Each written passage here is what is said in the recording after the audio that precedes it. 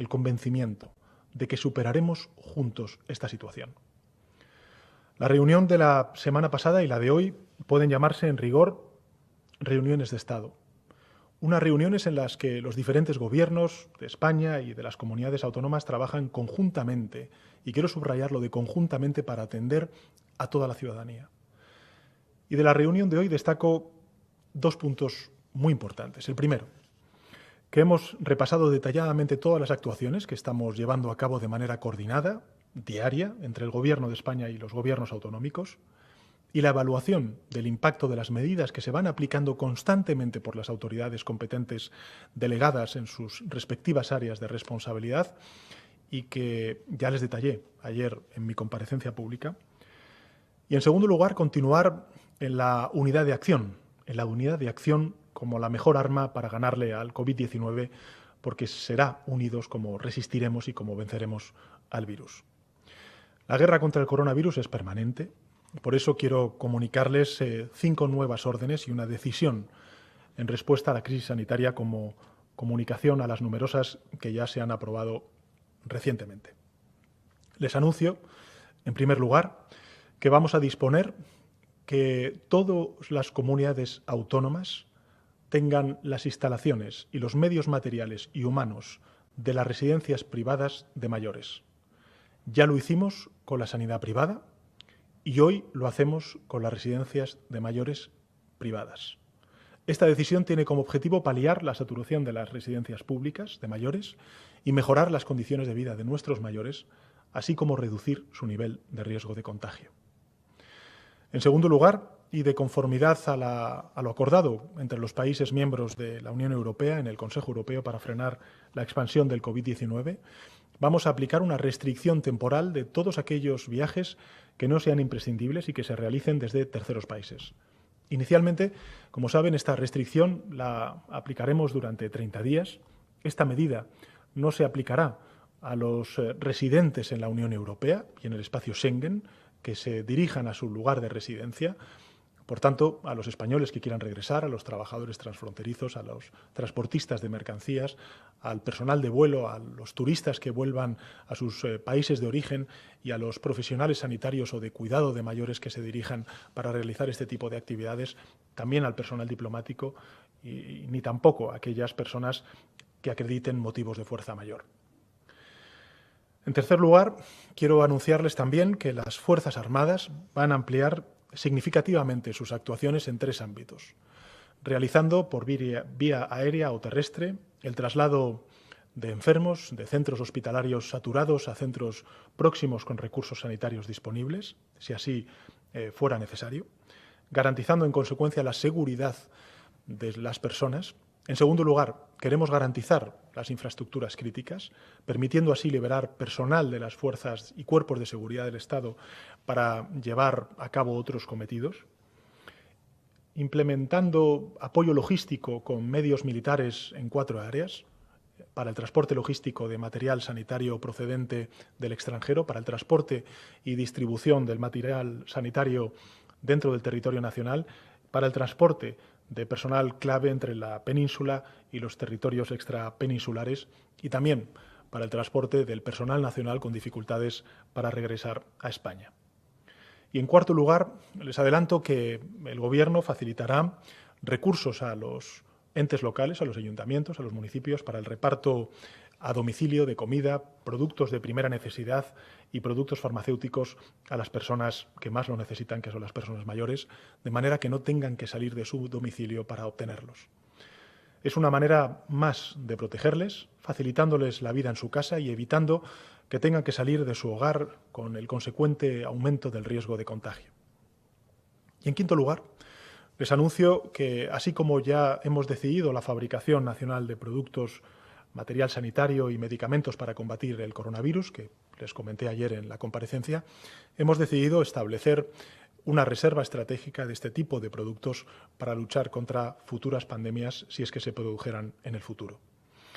Y para finalizar, una decisión que he comunicado al conjunto de presidentas y presidentes autonómicos y que posteriormente también trasladaré a los líderes de los distintos partidos políticos, y es el anuncio de que el Gobierno aprobará, tal y como está previsto en la Constitución y tras escuchar a los expertos científicos, en los próximos días aprobaremos ampliar el estado de alarma en todo el territorio nacional por otros 15 días. En total, de conformidad con el artículo 116 de nuestra Constitución, que ya prevé la autorización del Congreso de los Diputados para poder continuar con el estado de alarma, el Consejo de Ministros del próximo martes acordará solicitar la ampliación de la declaración del estado de alarma hasta el día 11 de abril.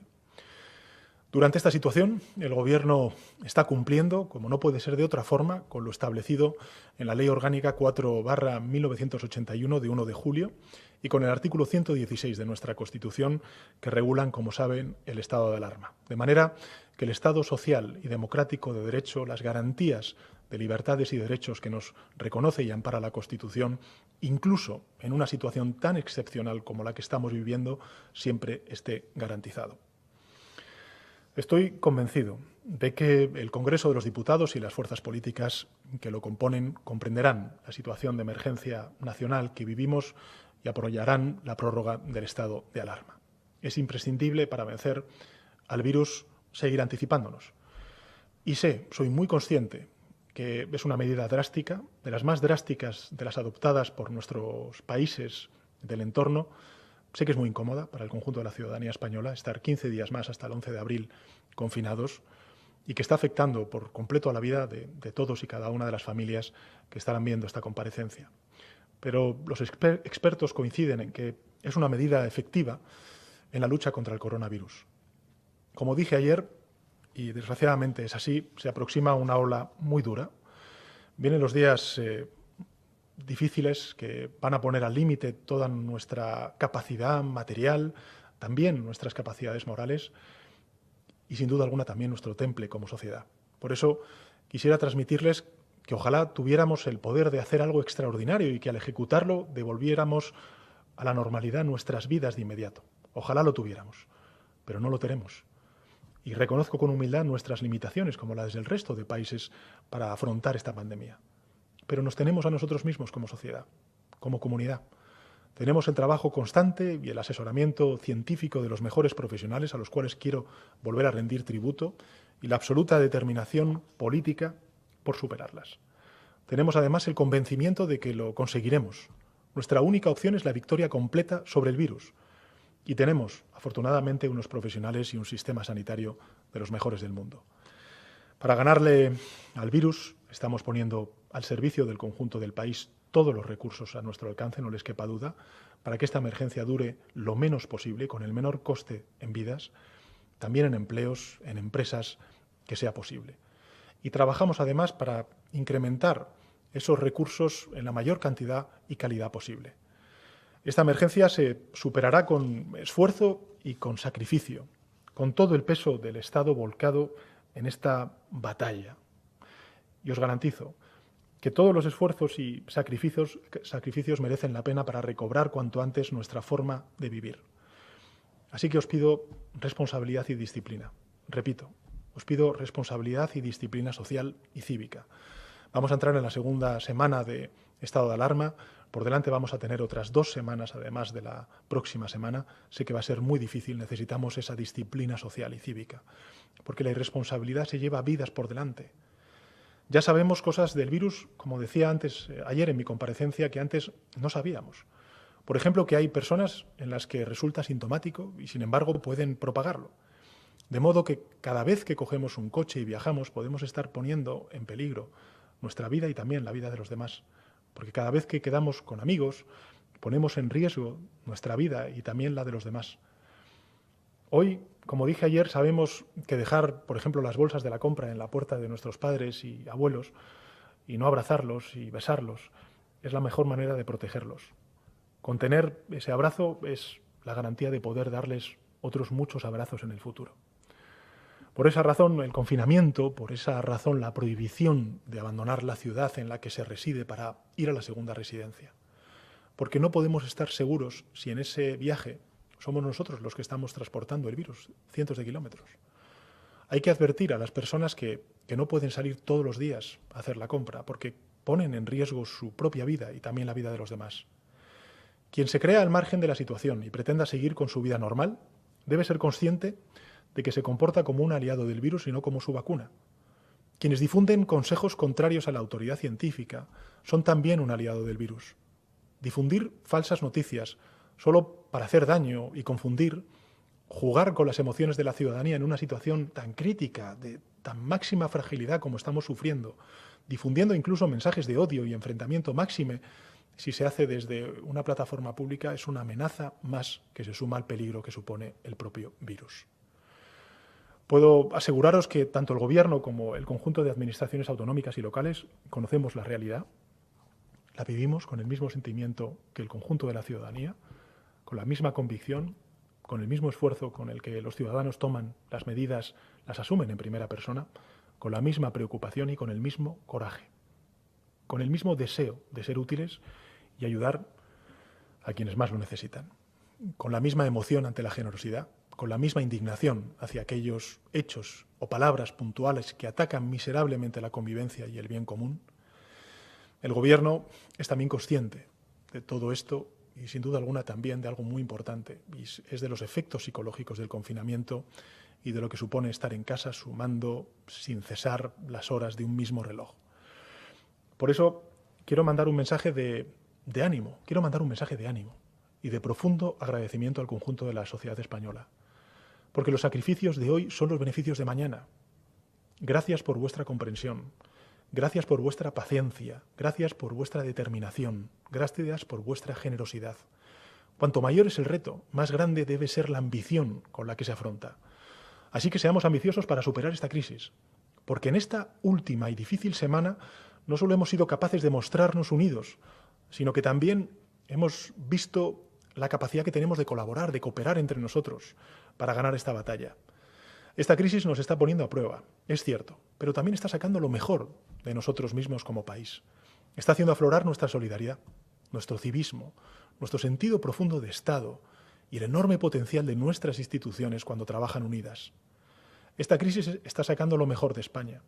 Y ahí lo estamos viendo a diario en múltiples ejemplos, como los conciertos solidarios a través de las redes sociales, como el cuidado de niños y niñas por parte de universitarios que está haciendo también, o están haciendo la compra de personas de riesgo.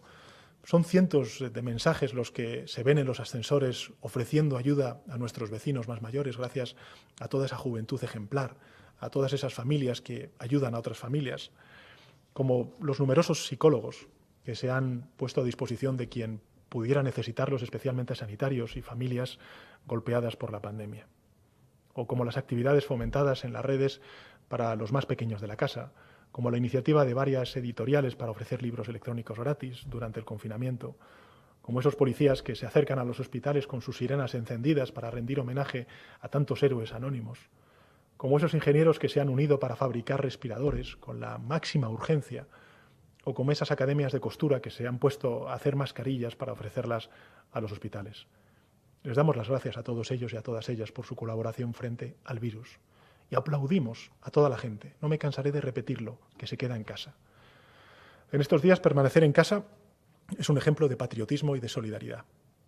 La coordinación, la colaboración y la acción espontánea de tantos particulares, de tantas instituciones, del conjunto de la sociedad civil es un ejemplo también para nosotros, para los responsables públicos. Cuando la política refleja las virtudes de la sociedad, como son las virtudes de la sociedad española, se engrandece y se vuelve más capaz. Esto no va de territorios, ni de ideologías, ni de partidos, con ser importante sin duda alguna todo esto. Va de ganarle la partida al virus. Aquí los representantes no nos jugamos ni la imagen ni la reputación, tampoco ningún titular en un medio de comunicación local o internacional. Esta batalla va de algo mucho más capital, que es salvar vidas. Las vidas y la salud de nuestros padres, de nuestras madres, de nuestros abuelos, de nuestros amigos, de nuestras hijas, de nuestros hijos, de todos, también de los nuestros. He pedido a las presidentas y presidentes autonómicos lo mismo que les he prometido y que yo también me impongo, y es la coordinación, la colaboración y la solidaridad. En esta situación no cabe el egoísmo, y como presidente del Gobierno de la Nación y último responsable del mando único, mi tarea fundamental es coordinar la acción a desarrollar por parte de las instituciones públicas. No suplantarlas, sino aprovechar al máximo la eficacia, la utilidad y la capacidad de cada organismo y de cada institución pública, evitando cualquier pérdida de tiempo, recursos, energía en la gestión de la crisis. Como presidente del Gobierno de la Nación, mi tarea es la de liderar con prontitud, sin vacilaciones, como corresponde a la situación que afrontamos. Y desde el conocimiento exhaustivo de las necesidades apremiantes y de los recursos disponibles, y desde el más profundo reconocimiento y respeto a las autoridades competentes. Así lo he manifestado a los presidentes y presidentas autonómicos, de los cuales he recibido su apoyo y su comprensión. No malgastemos esfuerzos en matices irrelevantes o en absurdas sospechas. De esta crisis podemos aprender dos cuestiones, a mi juicio, fundamentales y que me gustaría compartir con todos ustedes. En primer lugar, que nuestro modelo de Estado funciona para los propósitos para los que fue concebido. Y en segundo lugar, que ese funcionamiento es óptimo cuando la acción de cada nivel de gobierno se orienta a la colaboración en lugar del enfrentamiento. Cada necesidad que atendemos, cada problema para el que hallamos solución, es un paso más hacia la recuperación de nuestras vidas y la reconstrucción del progreso y el bienestar común. El respeto a la autoridad puede obedecer al miedo, a la obligación o a la convicción, pero solo esta última opción, la convicción, es asumible hoy en día en nuestra sociedad. Somos una sociedad profundamente democrática, formada por hombres y mujeres libres.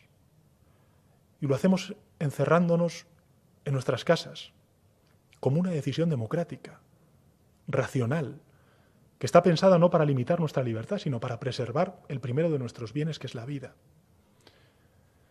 Y para concluir, quiero reiterar toda la gratitud de las instituciones públicas al conjunto de la sociedad española y la mía como presidente del Gobierno de España, a los profesionales sanitarios, a los transportistas, a las fuerzas y cuerpos de seguridad del Estado, a los dependientes, a los agricultores, a los pescadores, al personal de la limpieza, en suma, a todos los movilizados para atendernos y socorrernos en este trance. Gracias.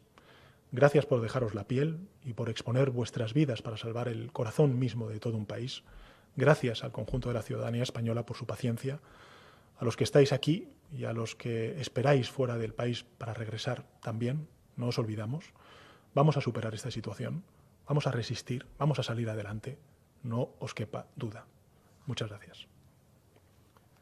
Presidente, son las 4 de la tarde. Usted acaba de anunciar que propondrá la prolongación del estado de alarma hasta el 11 de abril y tenemos las primeras preguntas. La agencia EFE le pregunta: ¿ha informado ya a los líderes de los partidos sobre la ampliación del estado de alarma? ¿Con qué apoyos cuenta o espera contar? ¿Qué quejas le han transmitido presidentes como Quim Torra o Isabel Díaz Ayuso, muy críticos con la gestión del Gobierno? Bueno, respecto a los líderes políticos, he venido durante estas últimas semanas hablando con todos ellos. Comparecí precisamente el pasado miércoles, creo recordar, ante las Cortes Generales para explicar los motivos del Real Decreto del estado de alarma. Conté con el apoyo de todos y todas los grupos parlamentarios y sus integrantes y portavoces, y en consecuencia espero que ese compromiso que me trasladaron entonces de apoyar siempre el estado de alarma hasta que dure esta emergencia sanitaria pues pueda encontrar también su eco y su respaldo en el Congreso de los Diputados cuando se convalide esta medida. Que es una medida, insisto, muy dura. Es una medida muy dura, muy restrictiva, donde al conjunto de la sociedad española le estamos pidiendo que se confine no 15 días, sino en total un mes.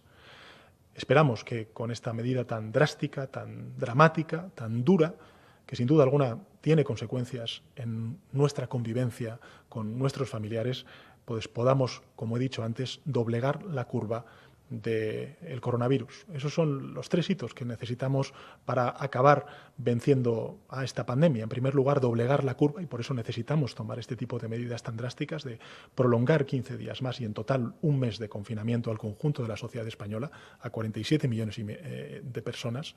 Esto para mí es, en fin, muy importante subrayarlo, porque el esfuerzo que estamos haciendo es un esfuerzo que dará sus frutos, sobre todo y ante todo si todos y cada uno de nosotros cumplimos con ese deber, con esa obligación que nos autoimponemos como sociedad. Y en segundo lugar, lo que espero es que, lógicamente, con esta medida no solamente dobleguemos la curva, sino que empecemos a ver más allá, veamos en un futuro próximo que el número de altas es superior al número de ingresos por infección del coronavirus y que finalmente podamos, en un tiempo prudencial, encontrar esa vacuna que nos proteja a todos y que, en consecuencia, haya supuesto o suponga en un futuro la victoria ante esta pandemia. Los apoyos, espero contar con, como he dicho antes, con los apoyos del conjunto de fuerzas políticas. Apelo a su responsabilidad. Yo creo que si algo se ha demostrado durante esta semana es que la política, cuando colabora, cuando coopera, cuando dialoga, pues es muy capaz, es muy eficaz para poder lograr los objetivos comunes que nos estamos planteando, y en ese sentido espero contar con el apoyo del conjunto de la Cámara el día que se convalide este Real Decreto. Y finalmente, en cuanto a los planteamientos que han hecho los distintos presidentas y presidentes autonómicos, decirles que desde luego han sido planteamientos constructivos, cada cual con su matiz, pero lógicamente con un ánimo compartido con todas el resto de comunidades autónomas, y es el de frenar la pandemia y, en consecuencia, lograr cuanto antes la victoria ante el coronavirus. Le hace la siguiente pregunta a la cadena SER. Hay una petición común de todas las comunidades que reclaman más material sanitario. ¿Cómo y cuándo va a acelerar el Gobierno las compras necesarias, en concreto los respiradores? ¿Considera el Gobierno que España tiene capacidad industrial para ponerse a fabricar todo tipo de material sanitario necesario, incluidos esos respiradores? Y una vez que se amplíe el estado de alarma, presidente, ¿van a ampliar también las medidas de ayuda económica tanto a las empresas como a los propios trabajadores? Pues muchas gracias a la cadena SER. Decirles que el Real Decreto que se aprobó de medidas urgentes para el impacto social y económico ante las medidas que estamos tomando de protección de la salud pública son medidas que tienen una prolongación más allá del estado de alarma de 15 días inicial, es decir, que tienen una duración de un mes, con lo cual esa pregunta queda, creo, respondida con este planteamiento. En segundo lugar, en relación con la capacidad de fabricación que tenga el Gobierno de España, yo creo que es total, es absoluta. Creo que es muy importante dirigir a la industria manufacturera en nuestro país y también otras industrias que producen otro tipo de bienes, de consumo, por ejemplo, de alcohol, todo eso dirigirlo hacia aquellos materiales tanto de desinfección como también de producción de mascarillas, de batas, en definitiva, respiradores o PCRs, los test que muy pronto se van a poner a disposición masiva de la población española, se pueden producir en nuestro país. Tenemos la musculatura, tenemos la capacidad, tenemos la infraestructura productiva para poder hacerlo. Estamos en un combate sin cuartel contra el coronavirus, estamos en una guerra y, por tanto, hay algunas decisiones de economía de guerra que tenemos que hacer. Hemos encontrado, tengo que decirlo, el concurso y la complicidad de estas industrias y estamos trabajando contrarreloj para lograr el que tengamos esa producción masiva y, por tanto, ese autoabastecimiento. También decirles que hoy una de las cuestiones que hemos aprobado es crear esa reserva estratégica de esos productos cuando tengamos esa capacidad de autoabastecimiento para garantizar el que en un futuro, esperemos que muy lejano, si volvemos a sufrir algún tipo de pandemias, no nos encuentre desprovistos como nos ha encontrado en esta situación. Y porque quizá también, no solamente con esto estamos creando riqueza y también seguridad en nuestro país, sino quizá con ello también podemos dar un ejemplo de solidaridad internacional poniéndolo a disposición, si tenemos esa capacidad de autoabastecimiento, a otros países que se encuentran en una situación semejante a la que se encuentra, por desgracia, Europa y también España en este momento.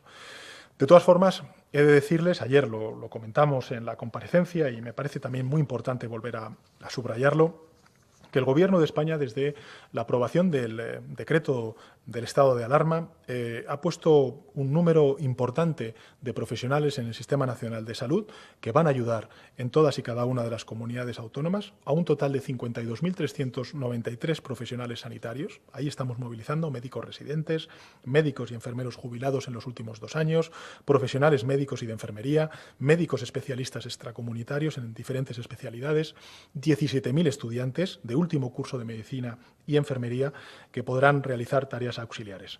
Y en relación con los suministros, que sé que es la principal preocupación en el primer frente de batalla, que son los personales sanitarios y los compatriotas que están ahora mismo infectados por este virus, por esta enfermedad. He de decirles que el Gobierno de España está haciendo valer todo su peso en el escenario internacional, en un contexto internacional de mercado muy difícil, porque hay muchos países pidiendo y tratando de hacerse con esas mascarillas y con el resto de material. Decirles que en las próximas horas, como anuncié ayer en la comparecencia, se van a distribuir un total de 500.000 mascarillas quirúrgicas. Sé que son insuficientes, pero van a estar puestas a disposición en horas. 800.000 mascarillas quirúrgicas para pacientes. En total estamos hablando de 1.300.000 mascarillas y, como dije ayer, el Ministerio de Sanidad en los próximos días distribuirá más de 4 millones de mascarillas al conjunto de las comunidades autónomas. Decirles también que hay iniciativas privadas que están poniendo en marcha jóvenes o empresas. Por ejemplo, hoy me comentaba el presidente del Principado de Asturias para fabricar respiradores con impresoras de 4D. Decirles también que, por ejemplo, empresas públicas como Navantia o también Airbus pues están trabajando contrarreloj para producir este tipo de respiradores que son muy importantes para las UCIs, que es donde tenemos el punto más crítico en la actualidad y que será muy crítico en las próximas horas como consecuencia de la ola que vamos a sufrir, muy dura durante las próximas semanas, y en consecuencia lo que estamos haciendo es trabajar contrarreloj en un, insisto, contexto internacional muy complicado, muy complejo, muy agresivo para garantizar la salud de nuestros compatriotas. Por tanto, responder así, tenemos esa capacidad de fabricación, no inmediata, pero sí en el cortísimo espacio de tiempo, y en segundo lugar, que el Gobierno de España lo que está haciendo a través del Ministerio de Hacienda, de Exteriores y también de Sanidad, en un equipo especializado en compras públicas, es contactar con aquellos países productores que tienen esa capacidad de producción, singularmente China, para poder proveernos no de X millones de mascarillas, como dije ayer, sino de una línea de producción que regularmente cada semana nos garantice X millones de mascarillas, entre otros materiales, entre otras cuestiones, hasta que dure esta crisis. Creo que el tema del autoabastecimiento es muy importante.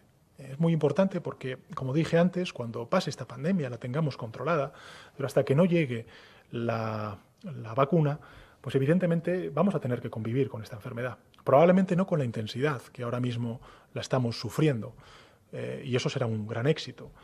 Pero es evidente que tendremos que ir desescalando toda esta situación, todo este estado de alarma y de excepcionalidad en la que vive la sociedad española, y evidentemente para recuperar esa normalidad y hacerlo con la tranquilidad de la seguridad de los trabajadores, trabajadoras, del conjunto de la ciudadanía, pues tendremos que proveer de forma masiva al conjunto de la ciudadanía española de este tipo de material. En eso está el Gobierno de España, pensando en lo urgente y en lo importante, como dije ayer, que es ahora mismo esa primera línea, pero también tenemos que levantar la mirada, aprender cuáles han sido nuestras debilidades, cuáles están siendo nuestras debilidades y también las oportunidades que desde el punto de vista, aunque suene algo extraño, puede representar para nuestro país en cuanto a la producción y el autoabastecimiento para garantizar y preservar la seguridad en el medio y en el largo plazo.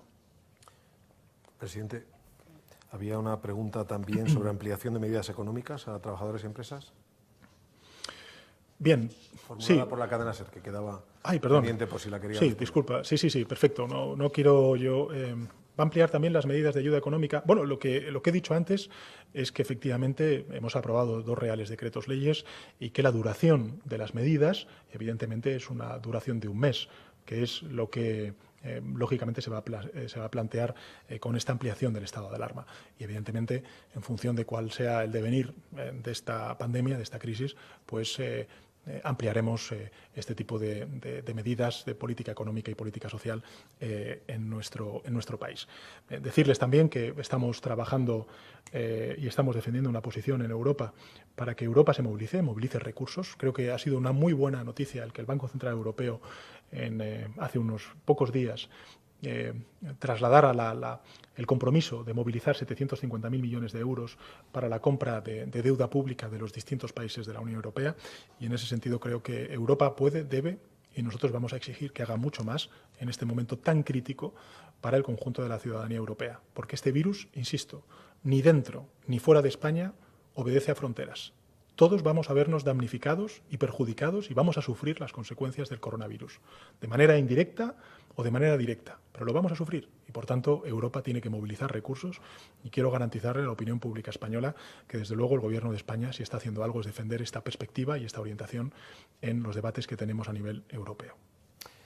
Varios presidentes autonómicos han intervenido en los últimos minutos. El presidente Torra lo ha hecho con palabras muy críticas hacia usted y hacia el Gobierno central. Y en esa línea muchos periodistas preguntan y le formulamos el enunciado del Independiente.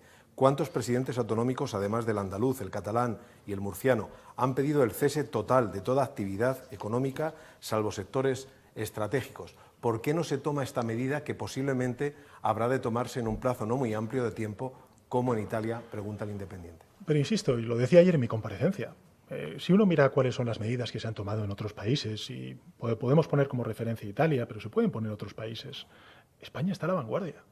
España ha tomado medidas durísimas que están sufriendo los españoles en sus propias carnes, en sus hogares. Estamos planteando un confinamiento de un mes a la ciudadanía española, de un mes, con los efectos no solamente sociales, psicológicos que va a tener en poblaciones muy vulnerables, sobre todo los mayores, aquellas personas que viven solas, o personas que sufren la violencia de género y que, insisto, siguen teniendo habilitados los mecanismos, los resortes. Las mujeres, ¿no?, que sufren esa violencia de género siguen teniendo activados los mecanismos, los resortes de protección por parte del Ministerio del Interior y del conjunto de las instituciones. Estamos imponiéndonos unas medidas de una extraordinaria gravedad. Y lo dije ayer, es el coraje, no es el miedo lo que nos hace quedarnos en casa. Por tanto, lo importante es cumplir con estas medidas, que por cierto son las medidas que nos está recomendando la Organización Mundial de la Salud y nos están recomendando todos los expertos en base a los cuales nos estamos asesorando en esta pandemia por parte del Gobierno de España, que por cierto son extraordinarios profesionales. Nosotros, simplemente voy a dar algunos datos porque me parece que es muy elocuente para saber exactamente, primero, el grado de ejemplaridad de los ciudadanos españoles a la hora de cumplir con las normas dictadas en el estado de alarma y, en segundo lugar, también para ser conscientes de la envergadura del frenazo económico que va a sufrir nuestro país, que está sufriendo ya nuestro país, y también, lógicamente, la exigencia de pensar, levantar la mirada y pensar en el medio plazo cuando pasemos, que afortunadamente lo vamos a pasar, estoy convencido, más pronto que tarde, este trance. Pero para que seamos conscientes de cuál es la envergadura de los datos y del impacto que está teniendo, en este caso, el estado de alarma de 7 días a esta parte. Algunos datos. Viajeros por carretera, en autobuses interurbanos, ha caído en un 94%. El AVE, en un 92%. El ferrocarril de media distancia, en un 89%. El cercanías, entre un 80 y un 90%. Los vehículos ligeros particulares, en más de un 70%. Para que se hagan una idea, el viernes la movilidad ferroviaria en media y larga distancia entre comunidades autónomas fue de 6.200 personas en todo el país. Ayer sábado se subieron a estos trenes un total de 2.388 personas. Por citar el ejemplo, dado que me ha comentado la cuestión catalana, el AVE directo Madrid-Barcelona, que siempre hemos visto abarrotado durante meses de cualquier momento del año, en definitiva, ha pasado de 9.943 viajeros a 27. El AVE Madrid-Zaragoza-Barcelona-Figueres pasó de 18.405 viajeros a 531. Es decir, son caídas de más del 90%.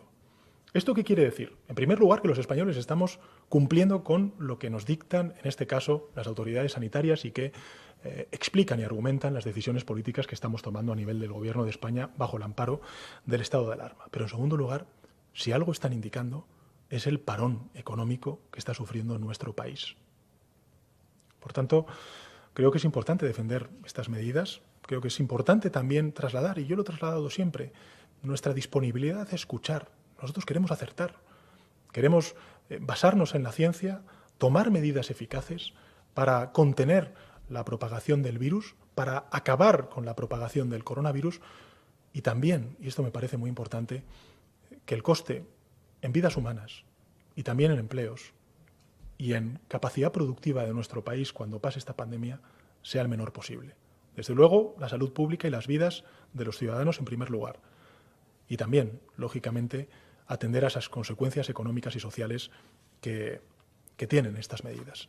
Y en ese difícil equilibrio es en el que se está moviendo el Gobierno de España, siempre anteponiendo la salud pública de los españoles y siempre contando con, digamos, el asesoramiento y la argumentación de la ciencia de los expertos, que son, en definitiva, los que nos pueden guiar en esta situación tan inédita que está viviendo el mundo y que está viviendo nuestro país. Yo tengo mucha confianza en nuestros profesionales, en nuestros expertos, en nuestros científicos.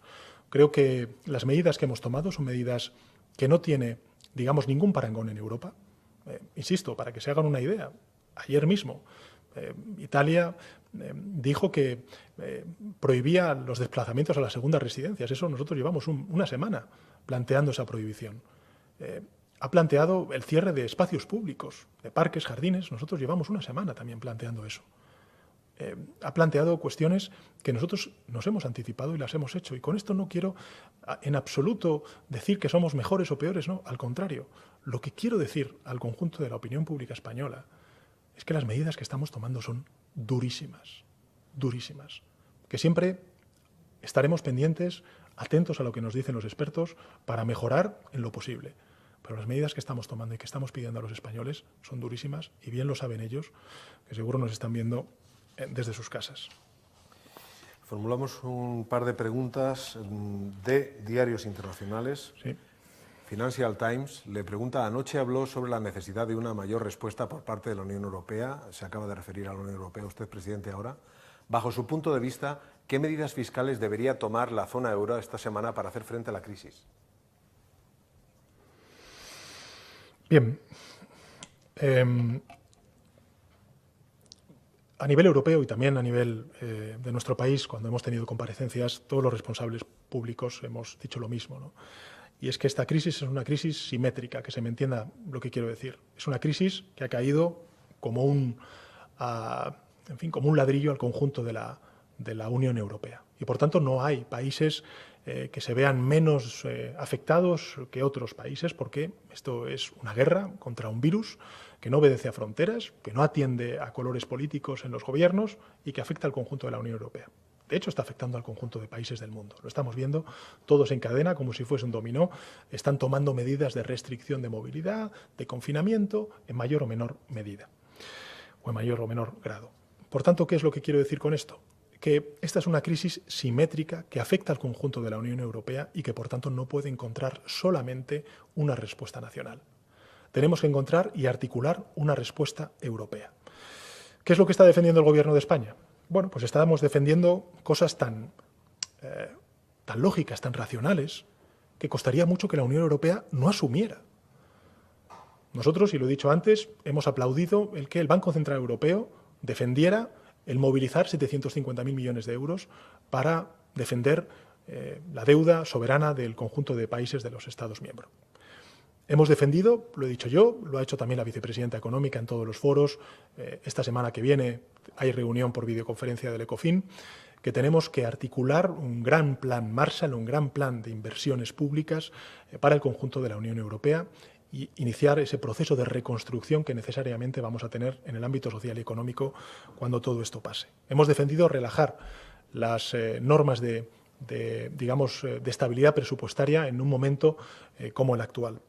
Hemos defendido que también el mecanismo de estabilidad que se dotó la Unión Europea después de la crisis de 2008, pues sea un mecanismo de estabilidad precisamente para emitir bonos que mutualicen la deuda a nivel europeo, por ejemplo, emitiendo bonos coronavirus, que es lo que ha propuesto, por ejemplo, la gobernadora del Banco Central Europeo, Christine Lagarde, como también la presidenta de la Comisión Europea, Ursula von der Leyen, y que desde luego el Gobierno de España, junto con otros muchos países, pedimos y exigimos, y lo vamos a seguir haciendo en los foros que corresponda. ¿Qué más podemos hacer? Algo que ha pedido el Gobierno de España desde hace ya un tiempo, y es crear un fondo europeo del desempleo que sea una prestación complementaria a los fondos de desempleo nacionales, sobre todo en un momento tan crítico como el que vamos a vivir, desgraciadamente, durante los próximos meses o que ya estamos sufriendo en muchos hogares. Y finalmente, también hemos pedido el que el Banco Europeo de Inversiones pues pueda amparar muchas de esas medidas de liquidez que estamos todos los países miembros poniendo en marcha a nivel estatal. En definitiva, lo que estamos pidiendo a la Unión Europea es lo mismo que nos estamos aplicando a nosotros mismos. Coordinación y, en segundo lugar, la mayor movilización de recursos económicos y materiales de la historia, porque Europa está en guerra. Europa está en guerra contra el coronavirus y tenemos que responder con todas nuestras armas y con nuestros instrumentos. No hay excusa que valga para movilizar todos esos recursos. La siguiente pregunta es de New York Times. ¿Qué podemos decir de la coordinación internacional hasta ahora a nivel de valorar una emergencia sanitaria dentro de la Unión Europea? Se pregunta de New York Times. ¿Cómo se puede explicar que haya tantas medidas de urgencia distintas, comparando, por ejemplo, España y Portugal, vecinos dentro de una misma península? Bueno, pues yo creo que, en fin, no es así, ¿no? Lo que se puede, no con España y Portugal, porque yo he tenido además la gran fortuna de tener una relación personal y política de extrema confianza con el primer ministro portugués Costa. Hemos tomado medidas conjuntamente, por ejemplo, para proteger nuestras fronteras, en el sentido de que, por ejemplo, los trabajadores transfronterizos pues, puedan continuar pasando de un lado a otro, por razones de extraordinaria urgencia, pero, por ejemplo, pues, para evitar desplazamientos por motivos de ocio, de turismo, pues evitarlos, lógicamente, porque ahora mismo todos tenemos que estar confinados. Con lo cual, desde el punto de vista, digamos, de la respuesta es la misma. Lo que sí que puede alterarse, no lo digo en el caso de Portugal, pero sí en otros países europeos, es la cadencia, la progresión en la contundencia de las medidas. Y es evidente que hay países como España que están a la vanguardia de muchas de esas medidas que estamos tomando para contener y doblegar la curva del coronavirus, ¿no? En todo caso, me parece importante este matiz, porque evidentemente todos los países europeos tienen que saber, tienen que ser conscientes de que tienen que tomar medidas drásticas, de que tienen que tomar medidas duras para doblegar la curva y hacer frente con el menor coste de vidas posible y también con el menor coste social y económico posible a una pandemia que, insisto, es global, que lógicamente no atiende a fronteras y que tenemos todos los países que articular medidas para poder coordinarnos y luchar eficazmente. Eso a nivel europeo.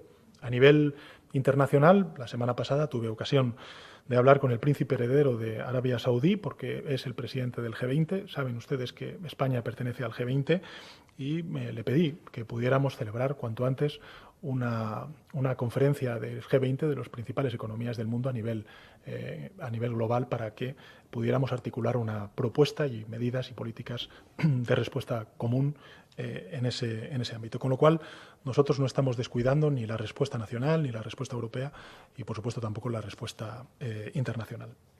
Facilitamos 2 turnos más de preguntas. Desde Radio Intereconomía le formulan, presidente, Bruselas finalmente exonera en una medida sin precedentes el objetivo de déficit para este 2020. ¿Cómo leen la medida desde el Gobierno de España? ¿Le permitirá adoptar nuevas medidas económicas o en materia fiscal en las próximas semanas? Y por otro lado, pregunta Radio Intereconomía, el Banco de España, el Banco Central Europeo y otros muchos organismos inciden en la importancia de una respuesta coordinada entre los países de la Unión Europea. Es una insistencia en este sentido. ¿Cree que llegará pronto esa respuesta, presidente? Bueno, respecto a la segunda, si me permite el medio de comunicación, yo creo que he respondido previamente a cuáles son las propuestas, me parece que ha sido el New York Times, las propuestas que estamos defendiendo a nivel europeo y sin duda alguna lo que queremos es que lleguen cuanto antes. Cuanto antes sea la respuesta, mejor. El gobierno, está lógicamente en esa dinámica. En segundo lugar, la primera de las preguntas en relación con cómo leemos nosotros estas medidas a nivel de gobierno de España y si nos van a permitir nuevas medidas económicas o materia fiscal en las próximas semanas, decirles que desde luego el planteamiento que ha tenido la Comisión Europea me parece acertado. Como decía antes, esta es una crisis que es sobrevenida, que nadie preveía, a diferencia de la crisis que muchas veces se plantea ahora, por ejemplo, la de 2008, ¿no? Bueno, pues esta no es una crisis que tenga que ver con fallos en la regulación de un determinado sector o una burbuja, por ejemplo, en el sector inmobiliario, como se sufrió, por citar ese caso en España, sino que estamos hablando de una pandemia y, por tanto, de una crisis y una emergencia de salud pública, ¿no? Por tanto, yo creo que es muy importante que los gobiernos europeos y sobre todo las instituciones europeas seamos conscientes de que tenemos que tener esa sensibilidad y esa empatía con la sociedad. Desde luego nosotros la tenemos, por eso hemos puesto en marcha ese paquete de medidas sociales y económicas.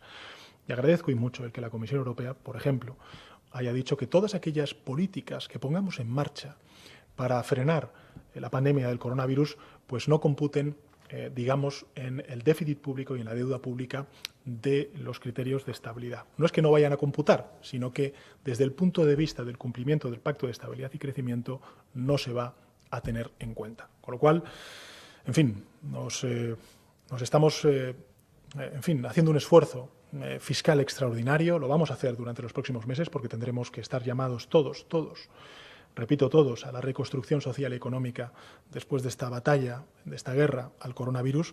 Pero, insisto, es muy importante que la respuesta no sea solamente nacional. Europa es mucho más que compartir un mercado único. Europa es también una filosofía, son principios básicos, elementales, de derechos humanos, de protección, de progreso, y en ese sentido creo que Europa ahora tiene que poner toda la carne en el asador durante los próximos meses, y creo que además es, incluso dentro de esta desgracia, una gran oportunidad de relegitimar el proyecto europeo. Nosotros, que somos un gobierno europeo, porque nuestro país es un país muy europeísta, somos un gobierno europeísta, desde luego vamos a trabajar en esa dirección. Presidente, finalizamos con una cuestión que ha estado circulando durante parte de la mañana, que ha provocado la inquietud de numerosos medios de comunicación que han preguntado y que ahora le formulamos a través de la pregunta que lanza El Español. Se está publicando en redes sociales que familiares suyos, aparte de su esposa, han sido infectados y que incluso alguno está ingresado. Por favor, y con toda delicadeza, ¿podría confirmar con detalle o desmentir estas cuestiones? Bueno, pues, en fin, hay muchas familias en nuestro país que están sufriendo una situación semejante. Mi familia no es ni más ni menos importante que el resto de familias en nuestro país y agradezco y mucho las muestras de interés y también de apoyo que en estas horas pues, nos han trasladado. Presidente, muchísimas gracias. Gracias a todos los participantes.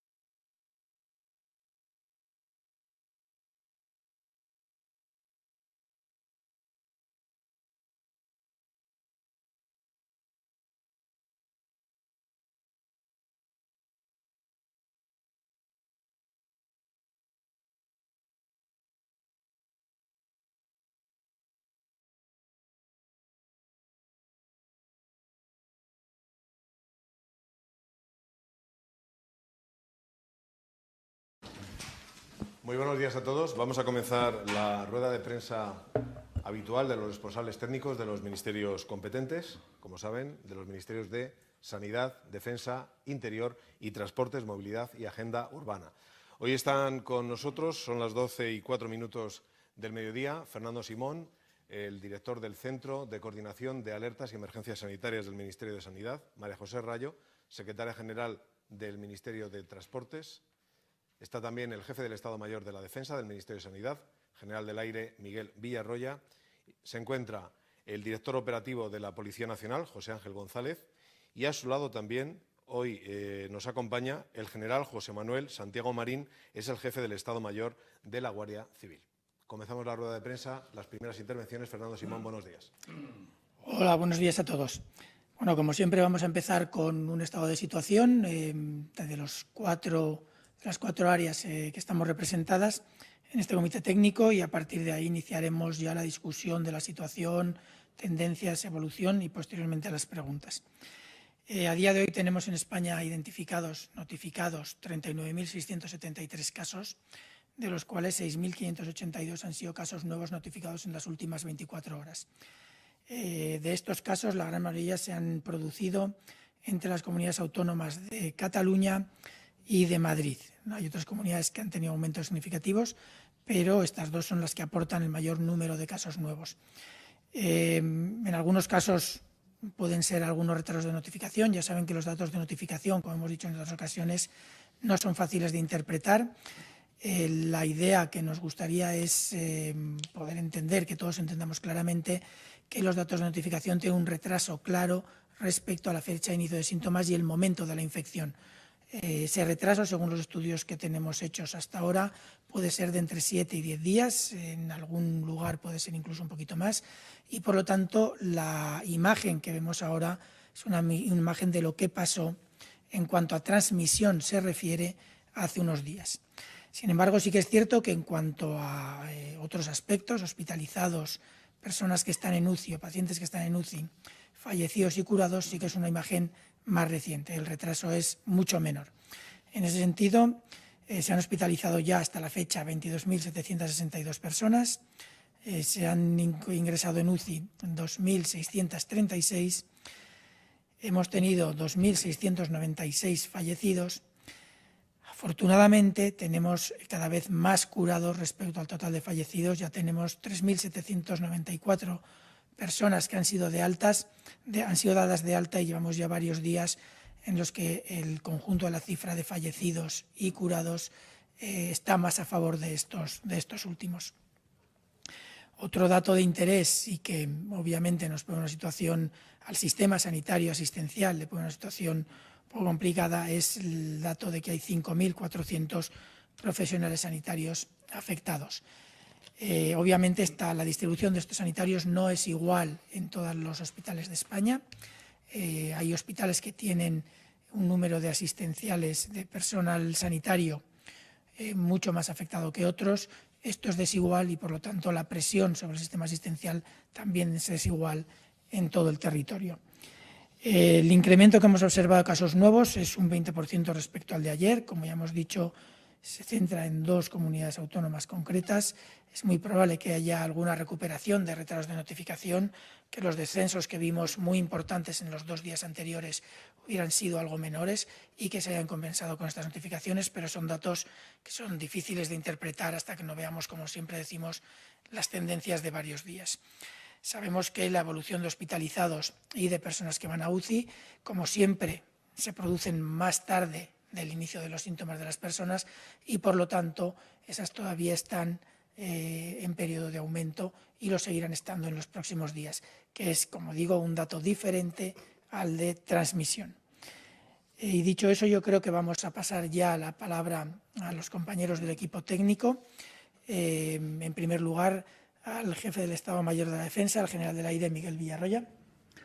Muchas gracias, Fernando. Buenos días a todos y, en primer lugar, sin novedad en la operación Balmis, y las actividades previstas para el día de hoy son el despliegue de unidades de todos los mandos componentes, con sus habituales cometidos de presencia, reconocimientos y desinfección en áreas e infraestructuras críticas en numerosas localidades, hoy en 135, con unos efectivos estimados de 2.680.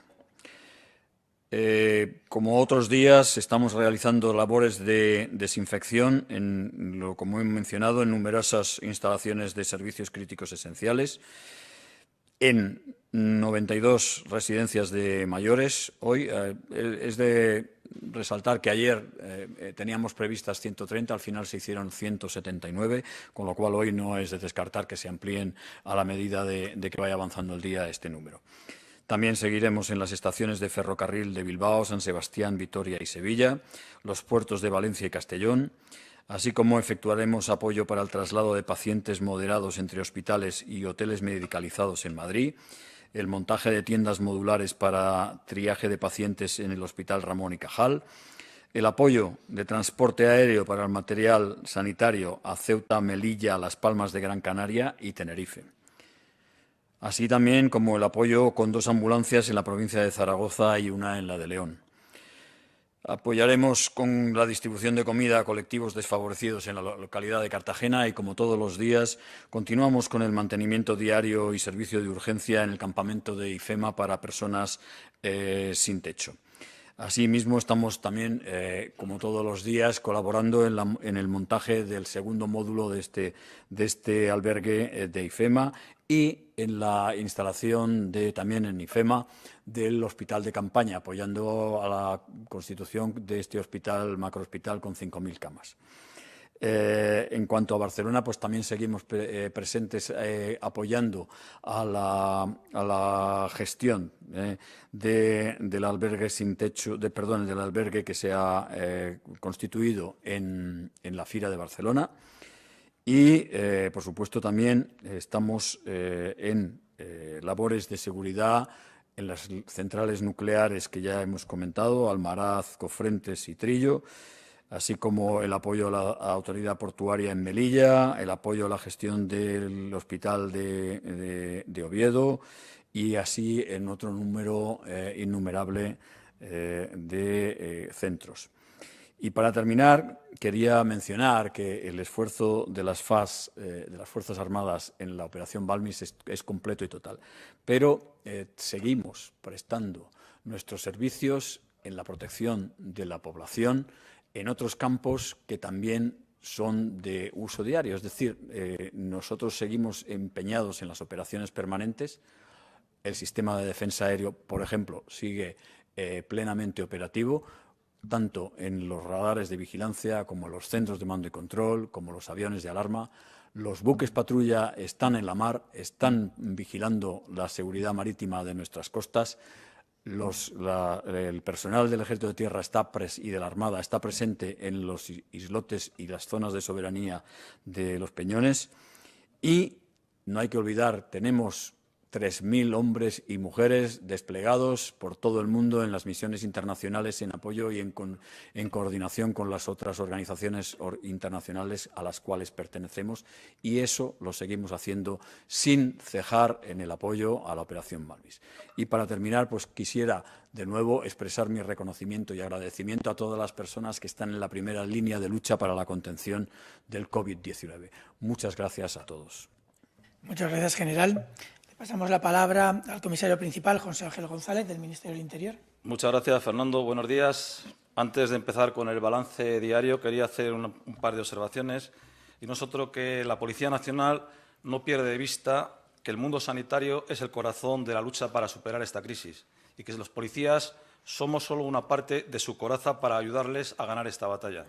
Todo lo que hacemos diariamente, con las detenciones por desobediencia, las actas de denuncia también por desobediencia, los controles que hacemos no tienen más que un único objetivo, que es evitar que nuestros sanitarios puedan ser sobrepasados por un número de infectados que ciertamente se puedan evitar.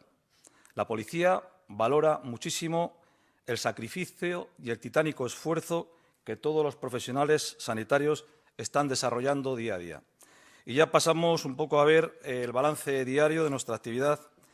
En las últimas 24 horas se han detenido a 61 personas. Esta cifra se ha quedado prácticamente estabilizada, que pensábamos que iba a haber un incremento. Y se han realizado 6.000 actas de denuncia por desobediencia.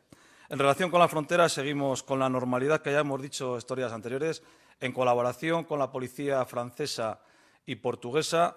Y las inadmisiones, las denegaciones de entrada, son 534 y 5.000 los vehículos controlados.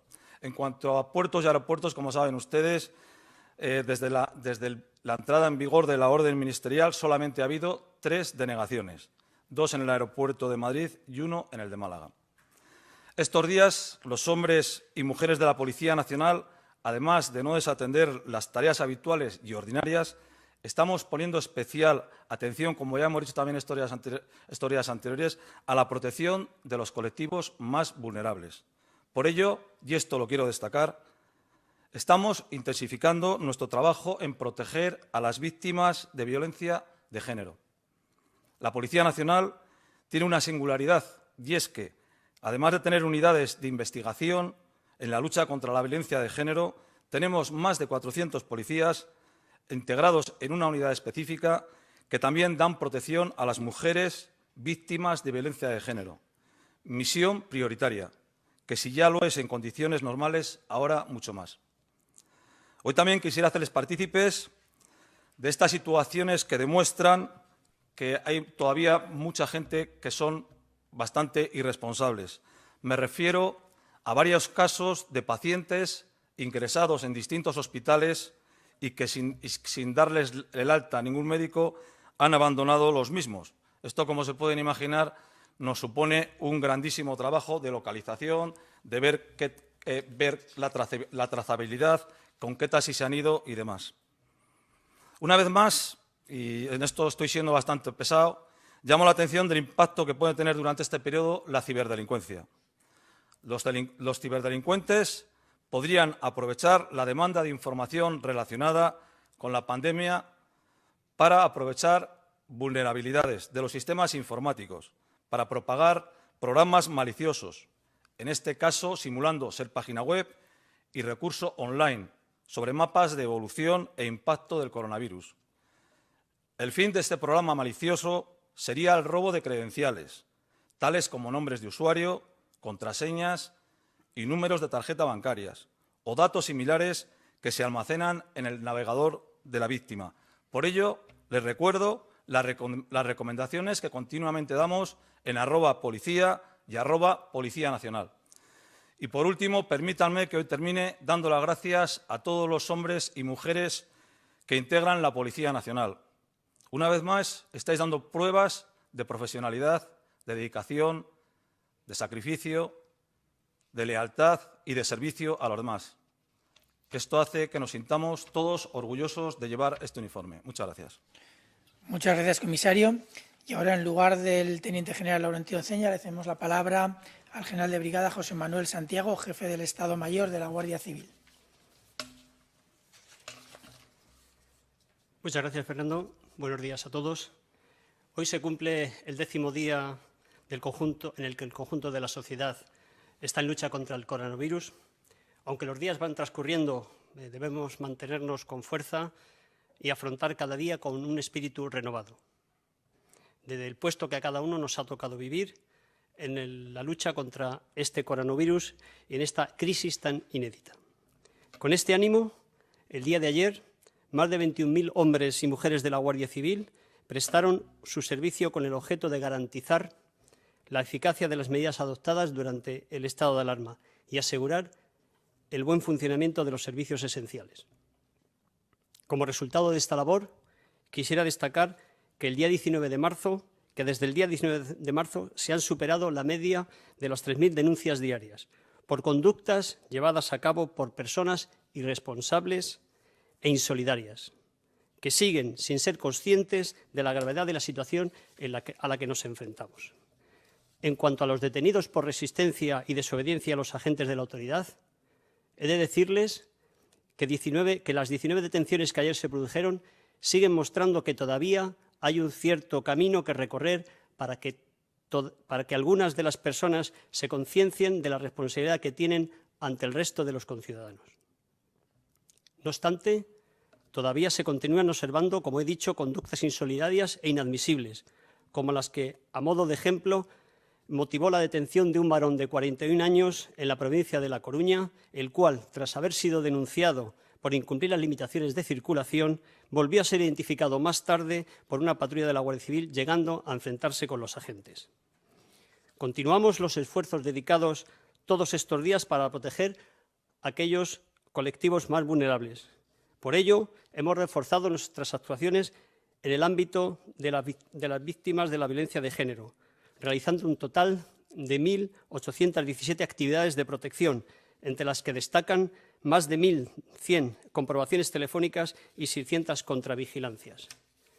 En el día de hoy también quiero acordarme de los jóvenes, porque somos conscientes de que les supone a todos estos un mayor esfuerzo quedarse en casa con su edad, en las que quieren estar con los amigos. Es una actividad fundamental para sus vidas y por ello quiero animarles a que, como están haciendo mayoritariamente, se queden en sus casas pensando que más pronto que tarde volverán a compartir en directo esos momentos tan especiales con sus amigos. Sé que todos ustedes son conscientes de que esta semana va a ser muy difícil y, sin embargo, todos los días debemos seguir trabajando con ilusión, con esperanza y responsabilidad, porque créanme, Hoy no es ni más ni menos que un día menos para que todo esto acabe. Muchas gracias. Muchas gracias, general. Le cedemos la palabra a doña María José Rayo, secretaria general de Transportes y Movilidad. Muchas gracias, Fernando, y buenos días a todos. Paso a dar cuenta de los datos de movilidad en el día de ayer. Son datos que continúan con la senda de los días anteriores. Estamos ya en unos niveles de movilidad muy bajos que prácticamente ya tienen un margen pequeño de seguir reduciéndose. Como dato, puedo decir que la utilización de las cercanías en el día de ayer fue un 13% inferior a la del lunes anterior, que ya estábamos en el periodo de alarma, y cerca de un 90% inferior a lo que es un lunes equivalente del año anterior. Esta mañana, en la hora punta, la circulación de trenes ha ido con normalidad. Ha habido algún episodio, alguna incidencia en España, pero motivada por cuestiones meteorológicas y nada que ver con aglomeraciones ni nada por el estilo. En cuanto a la utilización de los servicios ferroviarios de larga distancia, incluyendo los servicios AVE, continúa con cifras del entorno del 5% de utilización respecto a la capacidad de los trenes, y la utilización del autobús en los trayectos de larga distancia está en el entorno de un 93% inferior a lo que viene a ser un día normal. También es significativa la cifra de reducción del transporte aéreo en la red de aeropuertos de AENA, y ahí sí que vamos viendo que día a día cada vez hay menos vuelos. Ayer el número de operaciones fue un 89% inferior a un día equivalente del año anterior. Y en este sentido, y en línea con lo que ayer anunció el ministro de Transportes, Movilidad y Agenda Urbana, José Luis Ábalos, hoy se ha publicado en el Boletín Oficial del Estado una orden ministerial que marca nuevas obligaciones para los operadores de transporte. Y en este sentido, en el caso de las cercanías, se establece la necesidad de prestar servicios en un 80% respecto a lo que viene siendo el horario habitual en horas punta y un 50% en horas valle. También en el resto de servicios de larga distancia, competencia de la Administración General del Estado, se establece la obligación de prestar estos servicios en un nivel de un 30%, es decir, un 70% de reducción respecto a lo que viene siendo el horario habitual. Y se insta también a las administraciones autonómicas y locales a ir ajustando su oferta de transportes para, siempre teniendo en cuenta la necesidad de facilitar a las personas que tienen que asistir a sus puestos de trabajo o acceder a los servicios generales, la obligación de cubrir esa necesidad, tratar de ir ajustando al máximo la oferta de servicios. Cuestión que también contribuye a preservar a los trabajadores que prestan estos servicios y que tienen que continuar prestándolos durante todo el periodo que dure el estado de alarma. En este sentido, además, Renfe ya ayer, y también lo anunció el ministro, ha ajustado esa oferta de servicios y entendiendo que tiene una oferta de un 30% en los servicios de larga distancia y AVE y que además solo cubre un 30% de las plazas, el nivel de plazas ofertadas respecto a un día normal del año anterior se sitúa en torno al 10%. También es destacable el ajuste que se va a llevar en los servicios aeroportuarios, dejando las áreas operativas ajustadas al nivel de utilización que van a tener, y tanto en estaciones como en aeropuertos ni AENA ni Renfe cobrarán el alquiler a los locales comerciales que no puedan prestar el servicio. En la orden ministerial que se ha publicado hoy también se hace referencia a los servicios de alquiler de vehículos sin conductor, los rentacar, ampliando las actividades para las que pueden prestar servicio a todas aquellas que están incluidas en el Real Decreto en el que se estableció el estado de alarma. Y antes de concluir, me gustaría también reiterar el agradecimiento y el reconocimiento a todas las personas, a todas las empresas, a todos los colectivos que facilitan toda la cadena logística que permite el abastecimiento a la población. Ya en alguna ocasión anterior me he referido a los transportistas por carretera, pero ahora me gustaría ampliar ese reconocimiento a todos los profesionales, a todas las personas que participan y con una mención especial a las compañías aéreas de carga y a las compañías navieras y a todas las personas que trabajan en estas compañías. Tenemos que ser conscientes de que casi el 70% de todo el abastecimiento de nuestro país viene a través del mar y es importante que seamos conscientes de todo el trabajo que se está haciendo en este ámbito, teniendo en cuenta también la importancia que tienen para el abastecimiento de los territorios no peninsulares. Y esto es todo por hoy. Gracias, Muchas gracias, María José. Bueno, como todos los días pasamos a hacer un pequeño análisis un poco más cualitativo de la situación y que nos pueda explicar lo que podemos esperar en los próximos días. Como ya les he comentado antes, el incremento de los casos, de los nuevos casos diarios, va progresando. Los incrementos no son menores en general que la semana anterior, pero como les digo también, los datos notificados tienen un retraso importante respecto a los momentos en que se infecta la gente, inicia los síntomas, es diagnosticado y posteriormente es notificado. Esta es, como ya hemos dicho varias veces, la semana dura. Esta es la semana en la que todos estamos esperando a ver si hemos conseguido, con las medidas importantes, muy agresivas, que se han planteado en España, si estamos consiguiendo llegar ya a ese pico y a empezar a descender en el número de casos. Eso tenemos que valorarlo con mucho cuidado. Como he dicho, ese retraso es entre 7 y 10 días respecto a la fecha de inicio de síntomas, con lo cual en muy breve tiempo deberíamos de ver si esto tiene efecto o no. Sabemos que la curva de nuevos casos, que ya decimos que es un parámetro con mucha variabilidad y difícil de interpretar, pero sabemos que esa curva sí que ha tenido un cambio en las tendencias en la última semana.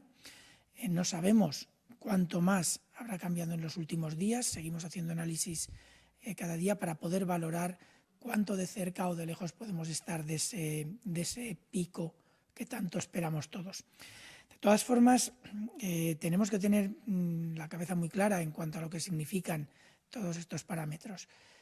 El cambio en la inflexión de la curva, el empezar a descender el número de casos nuevos, se tiene que considerar de forma separada a todo el peso que el número de casos tiene sobre el sistema asistencial.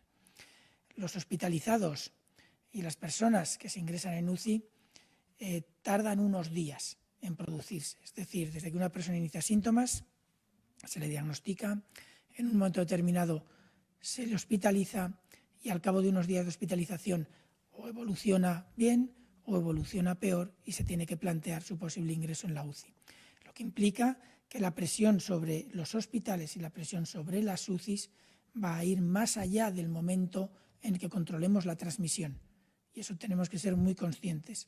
Los profesionales sanitarios van a tener un periodo de presión mucho más largo de lo que va a tener la población. Eso es importante tenerlo. En ese sentido, me gustaría, si se puede ver unos gráficos que tenemos preparados, en los que podemos ver, por ejemplo, el volumen de casos no hospitalizados. Esto es una parte del total de los casos. Si se fijan, la distribución de edad, y de sexo implica que es una población. Obviamente los jóvenes están muy subrepresentados, pero el resto representa aproximadamente la pirámide de población que tenemos en España, si miramos a partir de los 24 años. Obviamente antes tenemos bastantes más jóvenes de los que aparecen ahí, porque ya saben que se afectan menos, pero el resto no es especialmente diferente a la pirámide de población de España. Sin embargo, a medida que pasamos a situaciones o a casos más graves, si me puede poner el siguiente gráfico, muestra los casos hospitalizados que no están en UCI. Como podrán ver, la edad media va subiendo. Los hospitalizados son personas más frágiles, son personas que tienen patologías crónicas más severas, que normalmente también tienen más edad que la población general y, por lo tanto, son aquellos que requieren hospitalización. Si nos vamos a las UCIs, que es el siguiente, a las UCI, las unidades de cuidados intensivos, vemos que ese incremento en la edad es incluso superior. Y, por lo tanto, la gravedad de los cuadros es también muy superior al del resto de los afectados. Esto es lo que va a hacer que los hospitales, a medida que los casos sí no evolucionan a bien, van evolucionando a peor y van produciéndose más hospitalizaciones y unos días más tarde más UCIs, nuestros hospitales mantengan ese nivel de presión durante más tiempo que el resto de la población. Y eso tenemos que entenderlo. Va a ser una situación difícil de valorar hasta dentro de unos días. Sí que es cierto que esta presión va a afectar probablemente a todo el territorio español. Ahora está afectando a algunas comunidades autónomas, a otras todavía no, pero sí que se tienen que hacer esfuerzos por racionalizar de la mejor manera posible el uso de los servicios y sobre todo por conseguir todos los recursos necesarios para que esta presión sobre las UCIs no reporte problemas de atención sanitaria. Dicho eso, me gustaría volver a repetir, estamos en la semana dura, es la semana que va a permitir que esa presión sobre nuestro sistema asistencial, que va a durar más, no sea excesiva. Eso es un trabajo que tenemos que conseguir entre todos. ¿Ya? Comenzamos las preguntas. Pues a los comparecientes les formulamos preguntas que están llegando ya a través del chat habilitado por la Secretaría de Estado de Comunicación. Les recordamos las personas que están ante ustedes: el director del Centro de Alertas y Emergencias, Fernando Simón; la secretaria general de Transportes, María José Rayo; el jefe del Estado Mayor de la Defensa, general Miguel Villarroya; el director operativo de la Policía Nacional, José Ángel González; y el general y jefe del Estado Mayor de la Guardia Civil, José Manuel Santiago Marín. Querría decirles que prácticamente ningún medio deja de preguntar hoy por el asunto de las residencias de ancianos y directamente formulan preguntas que con distintos enunciados derivan hacia el jefe del Estado Mayor de la Defensa. Permítame, general, que le enuncie concretamente 4 para que vean también el tono de las preguntas y de qué manera insistentemente preguntan todos los medios, sin distinción. Informativos Telecinco. Sobre la denuncia que hizo ayer la ministra de Defensa en relación con las residencias, ¿fueron casos aislados? ¿Qué explicaron los responsables de las residencias? Desde las asociaciones dicen que están sufriendo retrasos en la recogida de fallecidos y por eso se produjo esa situación. ¿Es eso cierto? Antena 3 Noticias. Para el GEMAT, residencias. ¿Por qué no se adopta el traslado de los enfermos a hospitales y los sanos se reúnen en otro lugar? Pregunta también el diario El País sobre esta cuestión. ¿Puede concretar el número de muertos y afectados en residencias? ¿Se va a adoptar medios y personal sanitarios para convertirlas en centros de uso sanitario? Y le traslado una más, una última, Europa Press. El sector residencial está enfadado con la imagen que las autoridades están dando del sector con sus declaraciones. ¿Fue imprudente hablar ayer de muertos en residencias sin especificar el número y las circunstancias en las que se encontraron? ¿Cuántos muertos se encontraron y dónde exactamente? Muchas gracias por la pregunta y así me da oportunidad. En primer lugar, lo que tengo que decir es expresar mi mayor reconocimiento y agradecimiento a todas las personas que están trabajando en estas residencias de mayores al cuidado de nuestros seres más queridos y que en estos momentos son más vulnerables.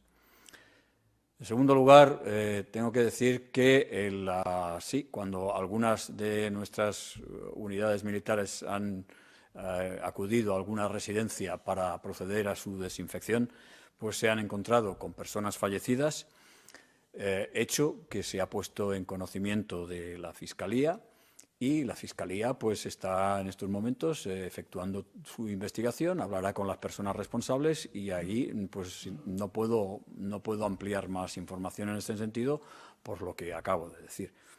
En cuanto a todas las demás preguntas, yo solamente puedo confirmar que las Fuerzas Armadas actúan en una residencia para proceder a unos cometidos muy determinados de una desinfección.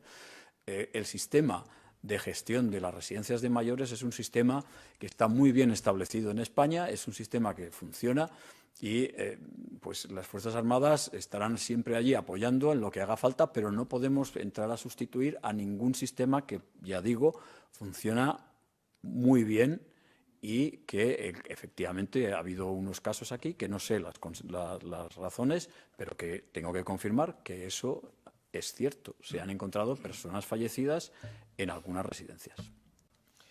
Gracias, general Villarroya.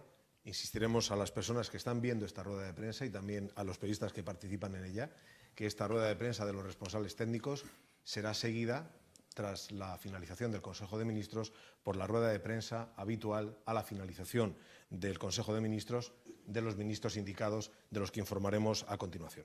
Para Fernando Simón, La Vanguardia le pregunta: ¿podemos considerar, doctor Simón, la dinámica de Italia como una referencia para la evolución de la pandemia en España?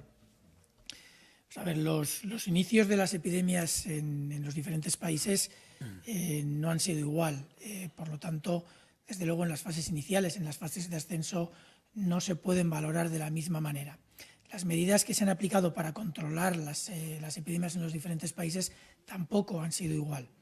La aplicación de las medidas ha sido en los diferentes lugares de diferente intensidad, por lo tanto el impacto ha tenido que ser de diferente intensidad, y aunque sí que es cierto que entre algunos países puede haber ciertas similitudes, lo cierto es que hasta la fecha no tenemos información suficiente para valorar una equivalencia en la situación de España ni con Italia, ni con China, ni con otros países de la Unión Europea que ahora mismo están aumentando su número de casos.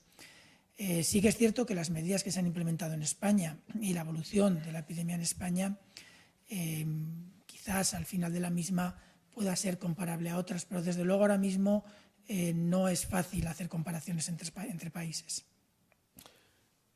Le pregunta ABC, doctor Simón, dijo ayer y el domingo que España no era China y que allí solo se cerró primero Wuhan y luego Hubei, que recibió ayuda del resto de las provincias chinas. Sin embargo, Italia, que es Europa, también lo hizo con Lombardía y otras provincias hace más de 2 semanas, aislando a 16 millones de personas.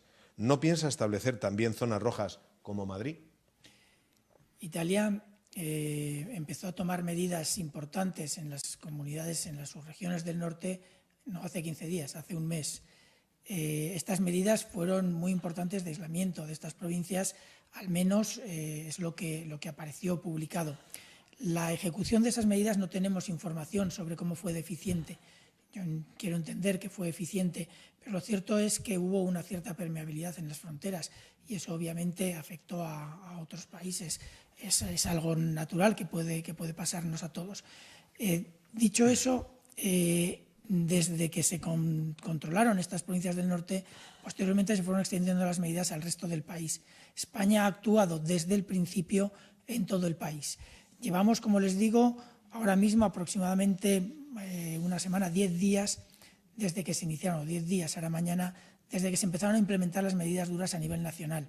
Son medidas realmente muy restrictivas en nuestro Estado, que además los datos que tenemos, tanto de movilidad como de uso de energía eléctrica, como otros datos que nos proveen los compañeros del Comité Técnico, son muy restrictivas y que en principio deben de tener un impacto importante.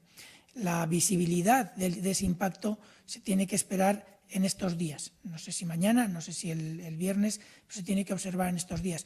Queda poquito, muy poquito que se puede hacer. Las medidas que se han tomado en España han tenido un impacto directo muy importante, pero también tienen un impacto colateral muy importante. Cuando se cierran escuelas y se restringe la movilidad de algunas personas, se autorrestringen muchas otras.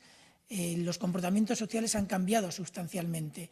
Los contactos efectivos que puedan permitir transmisión de la enfermedad se han reducido enormemente. No sabemos todavía cuánto impacto real ha tenido, por lo que les digo, esos retrasos entre la fecha de inicio de síntomas y la fecha en que se notifican los casos una vez que se diagnostican, se detectan y se diagnostican. Por lo tanto, hasta que no tengamos esa información un poco más sólida no podremos valorar correctamente el impacto. Pero lo cierto es que lo que se ha hecho en España ha sido probablemente más restrictivo de lo que en el momento que nosotros lo hicimos se hizo en muchos otros países. El economista le pregunta al doctor Simón y a la secretaria general de Transportes, María José Rayo. Para el doctor Simón, ¿cuentan ya con alguna conclusión más certera de por qué en Alemania, con apenas 29.000 casos, solo hay 123 muertos confirmados, lo que implica una tasa de mortalidad del 0,4%? Y en España estamos en torno al 6%. ¿El virus es 15 veces más letal aquí que en Alemania?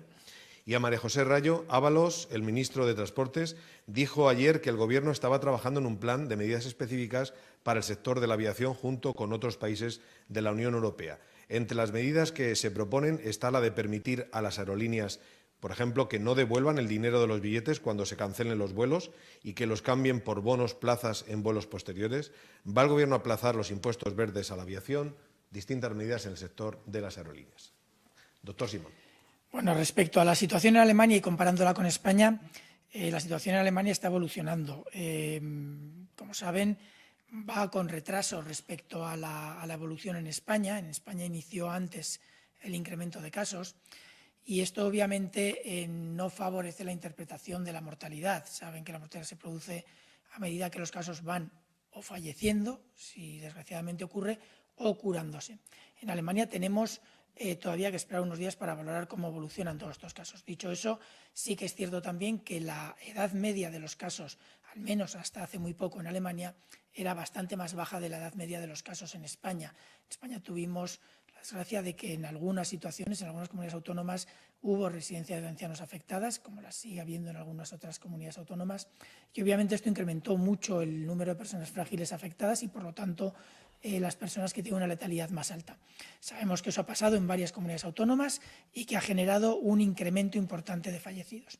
En Alemania, hasta hace muy poco, la práctica totalidad de los casos eran casos en población mucho más joven, que obviamente a medida que va afectando a la población general, eso probablemente y desgraciadamente cambiará. Ya me gustaría que en Alemania mantuvieran este nivel de letalidad tan bajo y ojalá lo consigan. Pero hay, como les digo, varias explicaciones que podrían justificarlo. Estuve hablando hace 2 días, el domingo, con el responsable de vigilancia epidemiológica del Robert Koch Institute, que es el Instituto de Vigilancia alemán, y lo cierto es que no era capaz de darnos una explicación más allá de lo que acabo de comentarles, que es lo que de hecho me reportó. María José Rayo.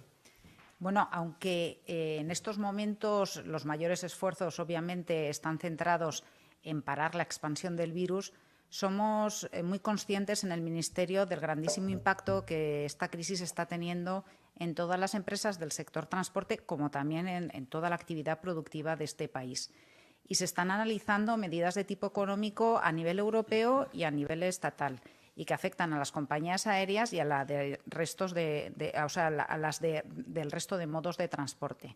Es un tema que está encima de la mesa y en su momento, cuando esté culminado un paquete, pues el ministro dará cuenta de ello.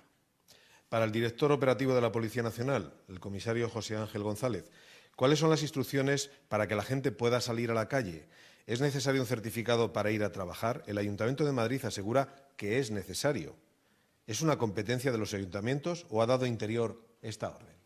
No se ha dado ningún tipo de orden de certificado ni de nada. Lo que está haciendo el Ayuntamiento de Madrid lo desconozco. El otro día comentaban también que en Barcelona estaban dando salvoconductos. No lo pudimos tampoco confirmar. De cualquier manera, como dije en su momento, todo aquello que a la Policía de la Guardia Civil y a las policías locales nos ayude a saber a dónde se dirigen y que nos den certeza de dónde van, para nosotros es de ayuda. Pero no tenemos, por parte del Ministerio de Interior, no se ha dado ningún tipo de instrucción. Doctor Simón, ¿han observado los medios de comunicación y también la opinión pública los mapas que nos ha enseñado? Y algunos se preguntan qué ha pasado en Castilla-La Mancha, que ya está en azul oscuro. ¿Qué está pasando en esta comunidad?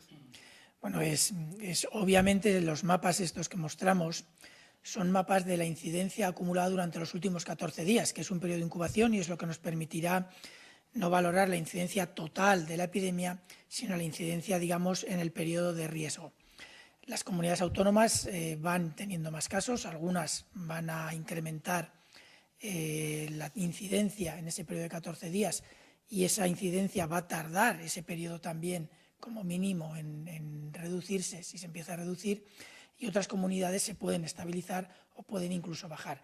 Castilla-La Mancha es cierto que está en periodo de extensión de la epidemia, se están detectando nuevos casos y por la población que tiene y el número de casos, obviamente, en los últimos 14 días ha subido. Esto también, de nuevo, como lo que he comentado antes, es muy sensible a los datos de notificación respecto a los de inicio de síntomas. Podría estar representando una transmisión más alejada del momento actual de lo que estamos pensando, pero hasta que no tengamos información detallada no podremos valorarla.